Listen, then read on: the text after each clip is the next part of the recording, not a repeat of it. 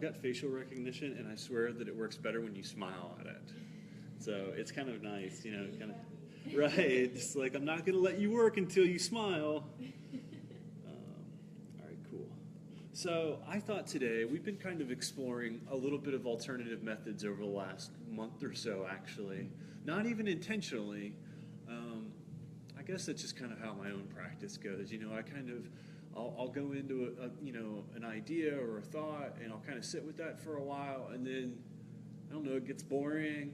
I come to terms with it. I'm not sure what happens, but I just find that my meditation practice is just like my asana practice, and I'm always working on something new, right? You know, I'm working on my new tree pose, or I'm working on a warrior pose, and then when it comes to my meditation practice, you know, I'm working on, you know, the space between, or I'm working on a sutra or something. You know, it just feels like my meditation practice has kind of like, you know, this evolution to it as well. And I am different, and I will warn you all now. So I have a much different view. I know, right? Yeah, we knew that, Jason, but thanks for stating the obvious. So most people really believe that the sutras need a lot of interpretation, meaning that you can just take one little sutra out of Patanjali's Yoga Sutras, and people will write pages and pages. And a lot of the books that we buy that relate to Patanjali's Yoga Sutras are really these commentaries, right? The sutras themselves are just one sentence, and then paragraphs or sometimes pages of commentary that goes along with each one. And, you know, a lot of the concepts are tough to grasp, and I think that it's necessary to have that. But for me, one of the big kind of aha moments when it came to the sutras is that it doesn't need commentary, in my opinion. Now, this is where my view differs from many other yogis, and very serious yogis, by the way. They believe that the commentary is as important, if not more important, than the sutras themselves. I just don't agree. I think that the sutras can stand on their own. I don't think they need commentary. I think that's what's the genius of Patanjali from thousands of years ago. And maybe it's because of my military background or just the way that I'm wired, but I love systematic processes, and in my opinion, that's what the sutras is. It's literally a guidebook on how to meditate, and that doesn't need commentary. I think that, you know, that a lot of people consider Patanjali to be a poet, and that he was able to kind of, one of the ideas of sutra is singular or thread, and that the idea is that you've kind of removed all the extra stuff from it, and that it's really been every word matters. And that, you know, in the Sanskrit, it's this beautiful singular thought. And so it's interesting to me that people think that that needs to be expounded upon when the idea is to take it down to its very root. And so what I thought we would do today is we would read through the first chapter of the sutras. And so I kind of apologize because this is going to be a lot of me just talking at you, but I thought it would be kind of fun to just kind of find our meditative seat and find our meditative practice, and then I'm just going to read all 53 sutras from the first chapter. And no commentary, and this is only one interpretation, but I find that this one's to be very distinct, and I think very approachable for us in the West, because I think it's a little westernized. I'll give it that. It removes a lot of the references to God and sees it as quite more of a general concept.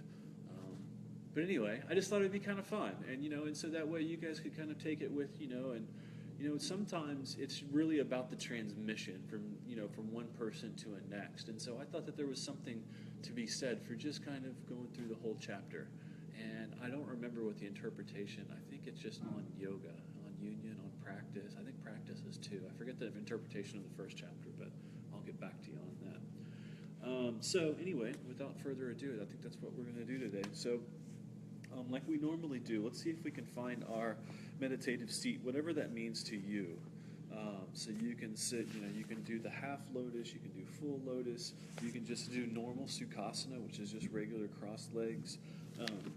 One of the things that I play with sometimes is I'll actually, this is a perfectly good meditative seat as well by sitting on your ankles. Especially if you get a lot of tightness in the hips, this kind of goes around the hips. Of course, people here are using something to sit up on. The higher that you take your seat, the more accessible it becomes because you're taking that pressure off of the hips. Or, a chair is a good place to sit. You can move, stretch out the legs. I am not a fan of rigidity in my meditation practice because anything that takes me away from the idea of ease, I just don't think is helpful. I want to enjoy my meditation practice, and as soon as I stop enjoying it, I stop doing it. And so for me, it's more important to find that relaxation. But it's also good to find the groundedness. So we want to find those two sits bones, and from that sense of groundedness, there we're really extending the spine long. Lots of space between the shoulders, taking the shoulder blades onto the back body. And then, I like the tops of the hands to the tops of the knees. Maybe you do a mudra or, a way to hold your hands that maybe makes sense to you. This is really kind of energetics. And so you can really kind of just start playing with that, see if one thing feels better than the other. And from here, just relax the eyes for a second and close the mouth and begin breathing in and out of the nose. So inhale deeply and then exhale completely. Keep going at your own pace, inhaling and exhaling.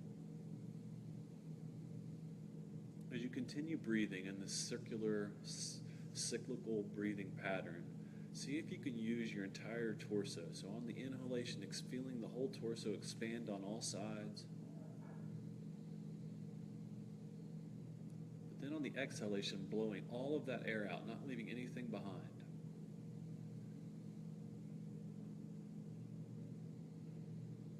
Many yogis use the breath as a concentration point away from the mind. So letting go of that analytical thought process, that internal dialogue that we have with ourselves. Patanjali calls them chitta vrittis, or mental thought streams. See if you can step back from that conversation with yourself in your own mind and instead focus on something more tangible and more discrete, that's non-changing, that doesn't have a narrative or a dialogue that goes along with it. And the breath is a great tool for that. Maybe you focus at the nostrils. Maybe you feel the breath in the chest. Maybe you like to pay attention to the belly button. Just using whatever serves you. And then just checking in every once in a while. So what I like to do is kind of relax and let go of the expectations, the judgments, let go of that chatter in the mind. But then every couple minutes or so, consciously taking the moment to check back in, to notice if I've slipped back into an old habit.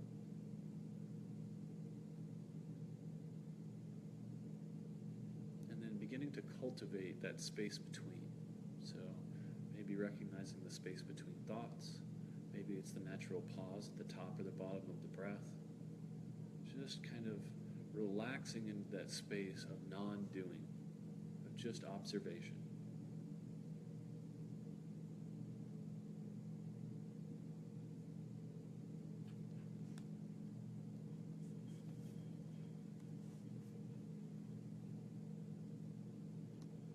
Patanjali's Yoga Sutras, Chapter 1. Now, instruction in union. Union is restraining the thought streams natural to the mind. Then the seer dwells in his or her own nature. Otherwise, she is of the same form as the thought streams. The thought streams are fivefold: painful and non-painful, right knowledge, wrong knowledge, fancy, sleep, and memory. Right knowledge is inference, traditional, and genuine cognition. Wrong knowledge is false, illusory, erroneous beliefs or notions. Fancy is following after word knowledge, empty of substance. Deep sleep is the modification of the mind, which has for its substratum nothingness. Memory is not allowing mental impressions to escape. These thought streams are controlled by practice and non-attachment. Practice is the effort to secure steadiness. And this practice becomes well-grounded when continued with reverent devotion and without interruption over a long period of time. Desirelessness towards the seen and unseen gives the consciousness of mastery. This is signified by indifference to the three attributes due to knowledge of the indweller. Cognitive meditation is accompanied by reasoning, discrimination, bliss, and the sense of I am. There is another meditation which is attained by practice of alert mental suspension until only subtle impressions remain. For those beings who are formless and for those beings who are merged into unitive consciousness, the world is the cause. For others, clarity is preceded by faith, energy, memory, and equal-minded contemplation. Equal-minded contemplation is nearest to those whose desire is most ardent. There is further distinction on account of the mild, moderate, or intense means employed. There is further distinction on account of the mild, moderate, or intense, or by surrender to God. God is particular yet universal indweller, untouched by afflictions, actions, impressions, and their results. In God, the seed of omniscience is unsurpassed, omniscience. Not being conditioned by time, God is the teacher of even the ancients. God's voice is Om, and the repetition of Om should be made with an understanding of its meaning. From that is gained introspection, and also the disappearance of obstacles. Disease, inertia, doubt, lack of enthusiasm, laziness, sensuality, wandering, missing the point, instability. These distractions of the mind are the obstacles. Pain, despair, nervousness, and disordered inspiration and expiration are coexistent with these obstacles. For the prevention of these obstacles, one truth should be practiced constantly. By cultivating friendliness towards happiness and compassion towards misery, gladness towards virtue, and indifference towards vice, the mind becomes pure. Optionally, mental equanimity may be gained by even expulsion and retention of energy. Or activity of higher senses causes mental steadiness, or the state of sorrowless light, or the mind taking as an object of concentration those who are freed of compulsion, or depending on knowledge of dreams and sleep, or by meditation as desired. The mastery of one in union extends from the finest atomic particle to the greatest infinity. When the agitations of the mind are under control, the mind becomes like a transparent crystal and has the power of becoming whatever form it is presented, knower, act of knowing, or what is known. The argumentative condition is the confused mixing of the word, its right meaning, and knowledge. When the memory is purified and the mind shines forth as the object alone, it is called non-argumentative. In this way, the meditative and ultra-meditative having the subtle for their objects are also described. The province of the subtle terminates with pure matter that has no pattern or distinguishing mark. These constitute seated contemplations.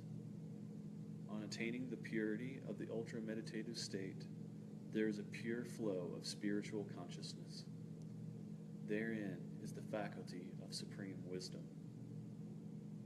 The wisdom obtained in the higher states of consciousness is different from that obtained by inference and testimony as it refers to particulars. The habitual pattern of thought stands in the way of other impressions.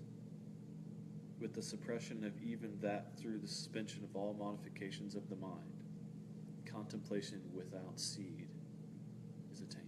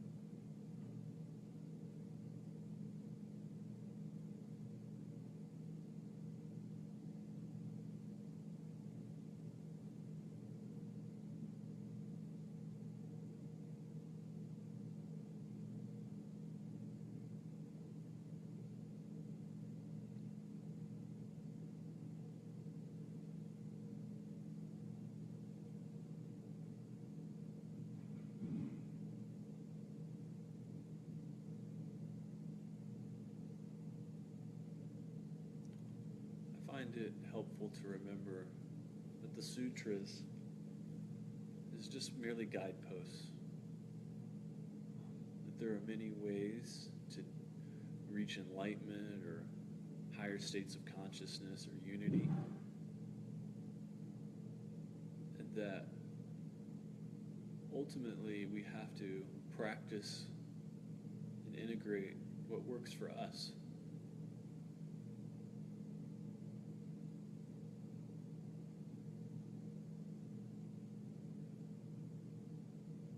If it resonates with you, great. Hopefully it can be a help to you as it has been to me. But if not, don't despair. There are many paths in yoga. This is but one.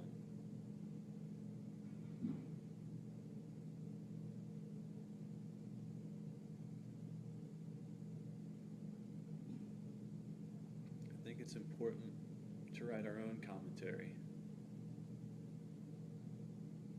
to draw on our own experience,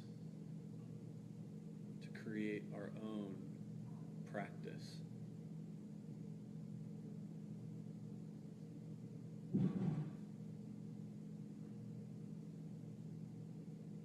And to do so without judgment.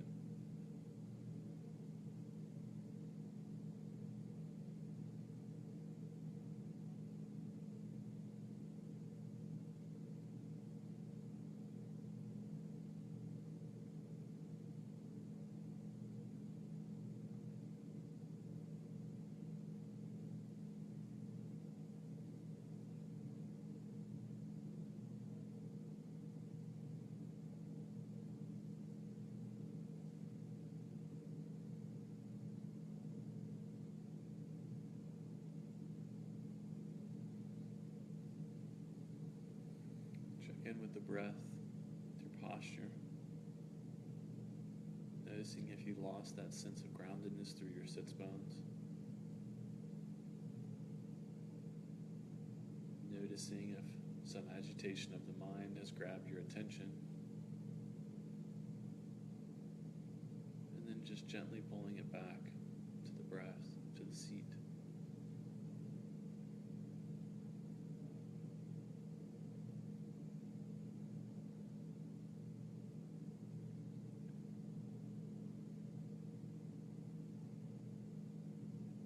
The other interesting things is that it's never questioned if you have the ability.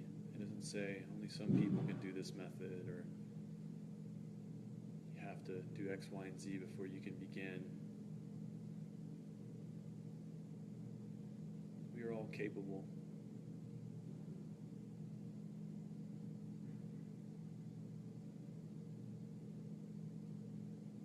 We all have the power to control our thoughts. Sometimes it can feel like we're out of control.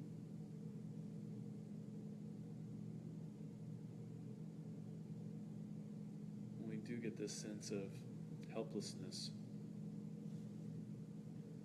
ground yourself in the breath.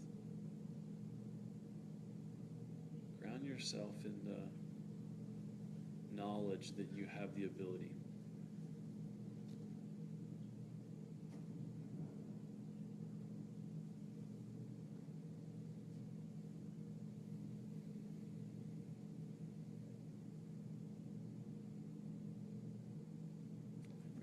To Heart Center and Anjali Mudra. Being thankful for this practice, for each other, for our community. Being thankful for the gift of yoga. But mostly being thankful for ourselves, for taking the time to work on us. It's not a selfish act. If we don't take the time to work on ourselves, then we'll have nothing to give others. The light in me bows to that same light that exists within each of you. Namaste.